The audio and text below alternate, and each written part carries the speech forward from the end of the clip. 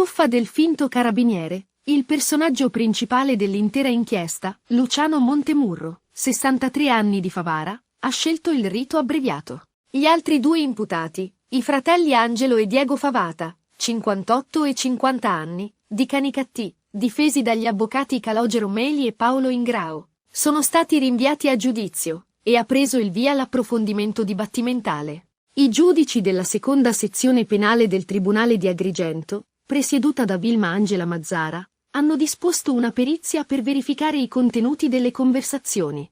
Nella lista delle vittime inconsapevoli anche il generale dell'esercito Luciano Portolano, che sarebbe stato da loro indicato come futuro comandante della base militare di Punta Bianca e persino come destinatario delle somme di denaro richieste. Il processo è scaturito dalla presunta maxi truffa su falsi posti di lavoro promessi in cambio di tangenti alla fantomatica base in costruzione a Punta Bianca. Montemurro nelle riunioni con i truffati si sarebbe presentato come cardinale vescovo di Monreale, una personalità di rilievo politico e sociale tale da poter appunto garantire assunzioni.